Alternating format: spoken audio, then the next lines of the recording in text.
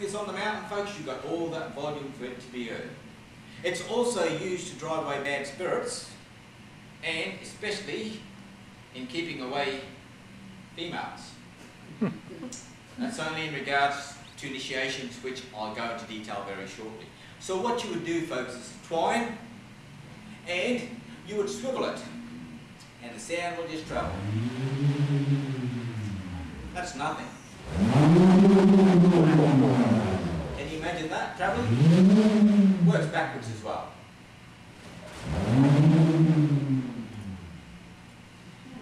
If you ever look at our mobile phone, folks, or our cell phone, in comparison to this, you pay a bill. This, good exercise. So folks, just going back to the wet and dry clan groups. Wet clan groups migrate up into the mountains. When they are told to head north, they would go right back to Port Douglas, over the mountain range, then back on the coast again. Dry clan groups, well, you can either do the reverse, migrate to the coast, or virtually do the same pattern, migrating inland. Now, some of the family groups within these colonies did not migrate.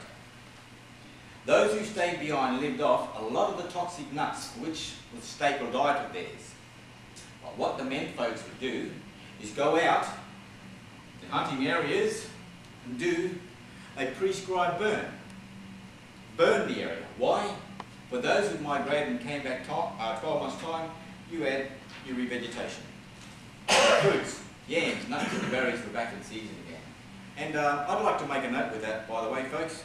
The Australian government, the Forestry Department, whom I worked for 15 years, recognised our ancestors as being early fire stick farmers of this country. Yes, folks, Green is an ecologist of the land by tilling it as well, conservationist, and that.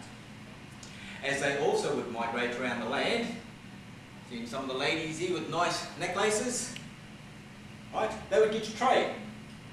Along the coast you had your nautilus shell jewellery, would have seen a lot of the performers wearing it today. So you had nautilus shell jewellery on the coast, you migrate up in the mountains, seeds, beads and nuts. Maybe the ladies in the mountains, well, might like to trade them with these little baskets. Made out of loycan, also can be made out of grass, to give to the ladies to collect their shells. Feathers, different species of bird to make your feathers headdress, and to do your shopping as well, fruits and yams along the coast. One thing also, ladies in the dry clan groups made large baby baskets to carry their babies on the back. But the thing is, they did not put a handle on. Why? It determined the height of the female. Can you imagine a taller female? Handle would sit around their forehead and the length of it would suit where the bag would fit and sit in the arch of the back to support the back. Imagine a taller female with her already made baskets given it to a shorter female. Where would her baby sit? Yes, okay? So they would learn new skills as well. Maybe the females from the mountains would like to give them these little musical instruments called, basically, probably a shaker, or if not, a cool up. They tied it around their wrists and their ankles doing their ceremonial dance. Okay? Made out of grass. The lighter colour is the natural grass colour. The brown, it is still dyed traditionally today by the ground orchid. This is the matchbox beans or Bernie beans. Why they call it Bernie beans, the full pot itself, you rub it on carpet or cotton clothing and put it on your skin, it burns like hell. And so what they would do, folks, is playing one of these today, don't tie it around your wrist, but just say peace.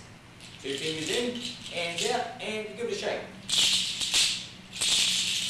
Similar to the sound of castanets. By the way, an elder probably 76 years of age around now, my father-in-law made it. One thing though, folks, about this ground orchid that dyes it brown, he will not tell me or show me the ground orchid. He lives up near Cooktown where Captain Cook beats the Endeavour. I go up there for holidays and I've asked the father-in-law, I said, Father-in-law, can you show me the ground orchid? He just looks at me and looks away. I thought, you old ignorant, rotten thing. He will show my 2 sons though, the eldest and the younger son, why? That's his grandson, but not me. Think of this. My experience in the forestry using chainsaws, I don't know, my father was best seaman going. He thought he'd go into cattle, you know, and horses, got no idea. So I took the chainsaw up and built his little corrals and his fence. And prior to me leaving, to come back to Cairns, he was scratching his head one day when I was cleaning it, and he said, son-in-law, can you teach me how to use the chainsaw? I said, no dice, you haven't shown me the ground law. Males from the coast, they would give shells, bones, especially the cracked shells, because it has a natural jagged edge. Why? When they brought it up into the mountains, they would give the males to put on the end of their spear tips. Imagine from the coast, bigger game in the salt water, you had big long barbs. When you give these bones and cracked jagged shells, males appear, real short one. You got smaller game in the fresh rivers, but mostly in the mountains, you had real sharp pointed spears, no barbs, because it's best in penetrating the hides of kangaroos or cassowaries. So the males would trade, and you may have seen males from the dry clan groups trading the little musical instruments to give to the males along the coast. You would have seen it played on the stage today by the majority of my nephew and my son, who's got the blonde hair. They have no idea in playing these musical instruments. They're all into the headbanging. It's supposed to be played as a background music in accompaniment with the didgeridoo. Okay? Also used sharp tip as a digging tool as well. So you've got the tapstick, didgeridoo, another sound in the background is our bush telephone. Okay? That is to keep the females away when it comes to initiations and such. As soon as they hear this, they walk in the other direction. Okay? They would also trade boomerangs. All going to throw a boomerang today, folks? Yes. Yeah. Any left-handers here this evening? Oh, there's a couple. So I gather the rest must be all right.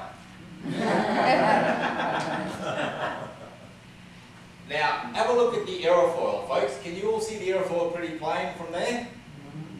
The aerodynamics, the tapered side or the beveled edge? Anyone tell me which is left, which is right?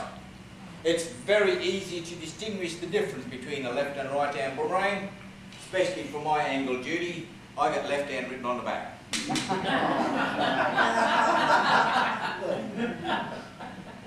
You like to come in, Judy? Would I come up there? Yeah, please. Now, Judy. Very serious, folks. Why? A lady from Grand Circle purchased a boomerang from Uluru. It was painted. A little sticker on the back said genuine returning boomerang. She was ripped off. There was no aerofoil. So, I'm going to show you how to tell the difference apart from left hand. Right? I'm going to turn my back. Swap it over, give me one and I'll tell you which is left and which is right. This is how you will tell, folks. I put one in your hand? Yeah, just one in my hand and I'll show you. Okay? This is a right hand boomerang. Right? You're right, you're right. Thank you very much, Judy. Okay. What I did, Judy passed it to me, I went straight to here and I felt that thin edge.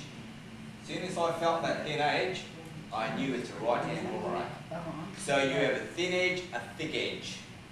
You turn it upside down, you always pinch the opposite there and there, thin edge. The thin edge is the hand you would use to throw it. Okay? The left-hand boomerang is complete reverse. Now folks, some say, out in Northern Territory, with archaeological, anthropological evidence and DNA testing with bone findings, some say our culture goes back 70, 80, 90, 100,000 years.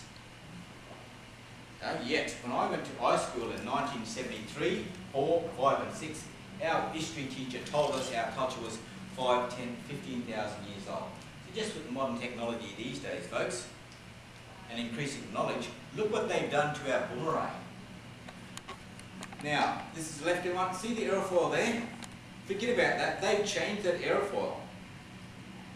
and they put it on the inside opposite this one, more or less joined the right and left arm boomerang together. 1 aerofoil, 2 aerofoil. All they did was they added a cylindrical object in the middle, they put 2 motors on the wings, and that's how you flew to Australia.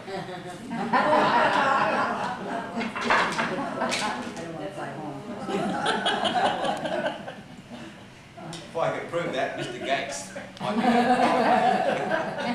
Folks, look, they're both different players, but pass this around, get a good feel, because I understand your next stopover is in Sydney.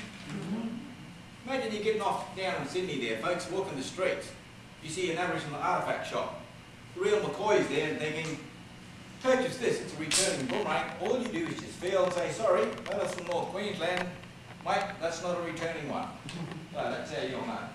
Okay, just pass that around there. The boomerang originally came from? Oh, branch. Oh, the The roots. roots, the flange, or the buttresses of trees. Yes, folks, sometimes the ground level is there. Of course, you would use these little digging tools to dig down along the roots. It's full of sap at first when you cut it out with your stone axe. Once you start chisel away, forming your flat surface, which fits in the palm of your throwing hand, turn it over and start on your aerodynamics. Mind you, next few days the sun is drying out the sap, so it's hardening and strengthening the timber. You soak this in water for a week. One of these boomerangs traditionally could have taken 6 to 8 months to make. So, as you start on your aerodynamics, imagine chiseling away stone axe. I'm a dry side man.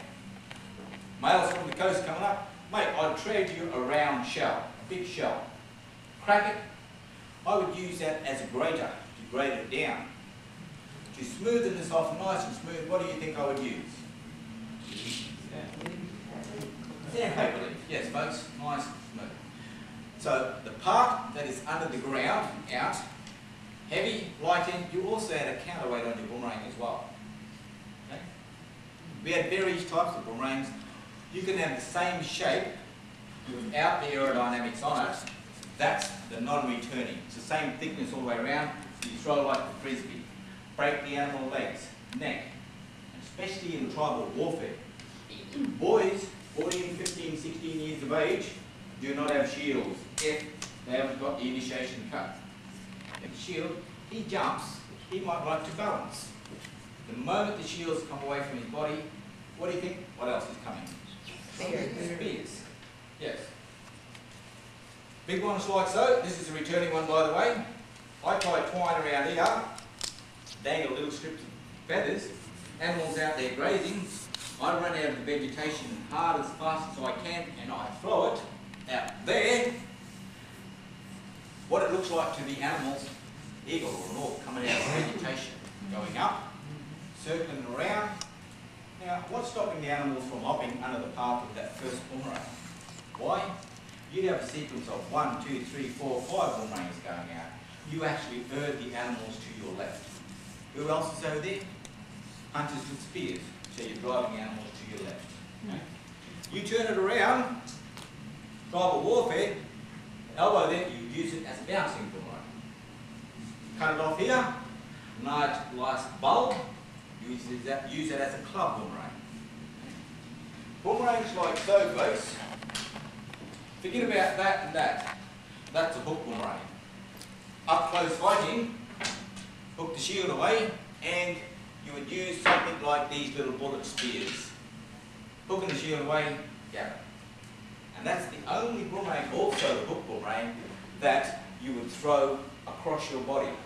You'd have to be so skillful in that. Why? When it's spinning, folks, it hooks onto the shield, it could come around and hit you in the back of the kidneys. You drop your shield, spears are coming. But I tell you what, talking about skills, they don't know how skillful you are, but it sure puts them in two minds. You had cross, Y-shaped boomerangs, they're all multi-purpose boomerang, folks. So folks, a lot of tradings happen within your tribe and also with your neighbouring tribes. But one thing